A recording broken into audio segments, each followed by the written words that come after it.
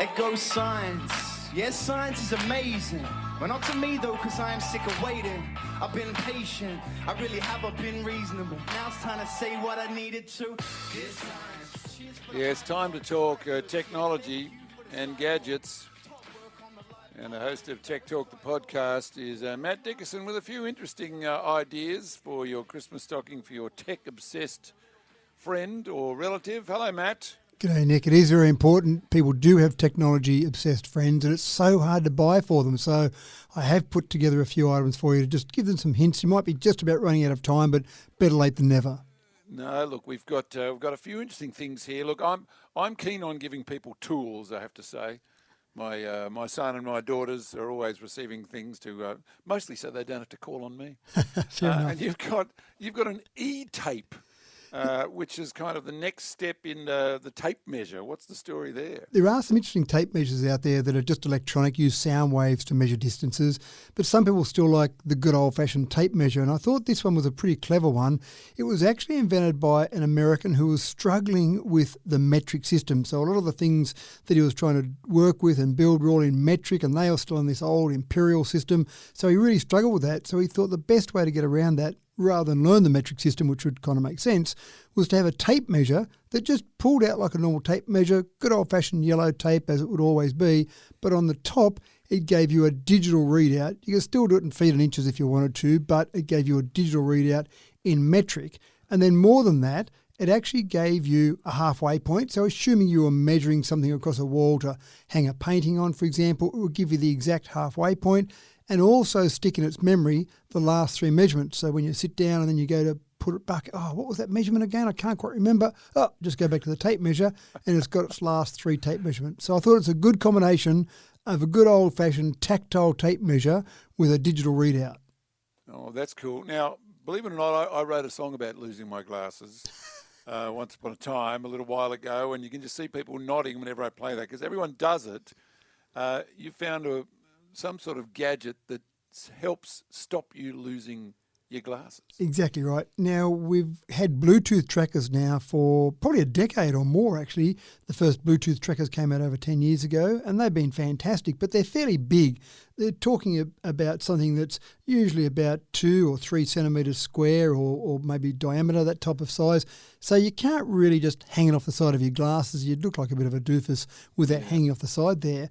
But the Dolphin Smart Spec Finder is a Bluetooth tracker, gives you all the same features as a normal Bluetooth tracker, but it's small enough that it sticks on the side of your glasses, on the arm of your glasses. You'd probably have to look pretty closely to notice if someone was even wearing it. And then you lose your glasses, you go to your phone, you hit a button on there, it'll put out 85 dB alarm on there, so you should be able to find them or follow it on the map. If, for example, you've left them somewhere a bit further away, you can follow them on the map on your phone and take you back to where those glasses are. I was trying on some glasses the other day, and there's one particular one which has the camera built into it, and it now has speakers in it. Yep. And says, whenever you're filming someone, you know, it's got a little red light that comes on. I thought that would be so easy to cover that up with a bit of black texture. Nobody would know whether they're being shot or recorded. You're probably right. So they're probably the Ray-Bans that you're looking at there. And oh, man, that would create so many legal issues because it is illegal to video someone or record them with sound in New South Wales without their permission. I just want to remind everyone.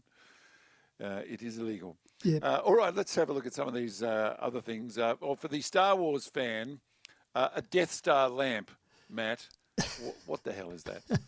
And it's one of those things that you've got to create extra things for Star Wars fans because there's so many Star Wars fans out there and they'd love something new for every Christmas. So this is something that looks like a Death Star and you just hang it from the ceiling. You've got a light inside there and it looks like a normal light, but you take your remote control, you hit the button and you get an exploded version of the Death Star. Not fully exploded, it doesn't cover the inside of your room with all the bits of plastic from the light.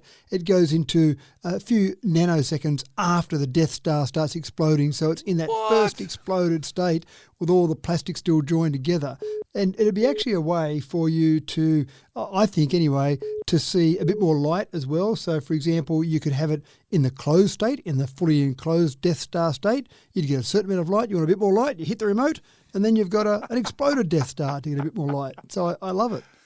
I love the exploding Death Star. That's like a total nerdy one. And look, I'm not saying that any of the people in my life need this, but a high-tech snoring solution is another thing that's on the agenda, Matt. What's that? Absolutely right. And one of the things with snoring is that if you do have a snorer in your life, often the bruises in the middle of your back become more evident as people gently suggest with maybe their knee that you should roll over or wake up perhaps when you're snoring away. But you do start to make some very small snoring noises before it goes to a full-blown snore. And this particular device looks like a watch, looks like a smart watch. Put it on, it listens out for those just first signs of snoring. And when it hears those, it actually just puts a bit of a vibration through your wrist, enough just to bring you up out of sleep a little bit, but not fully awake, just enough to move around, just maybe resettle yourself, and away you go back into a deep sleep. Better for you, you're not getting your knee in your back, and better for anyone that might be sleeping near you, that they're not getting woken up by your snoring. So I love it. I wonder how long it'll be before this will be incorporated into some smartwatches out there, because I think this is a really good feature. All right, Matt, a lot of good ideas, mate. Great to talk to you, and all the best for Chrissy for you, and we'll have you back in the new year sometime. Thanks very much, Nick. Same to you, and of course all your listeners. That's Matt Dickerson, and you can listen to his podcast called Tech Talk, which has got a lot of great stuff on it about all the latest technology being turned into gadgets that you can actually buy. You're with Nick Rheinberger, 97.3 ABC Illawarra and ABC New South Wales.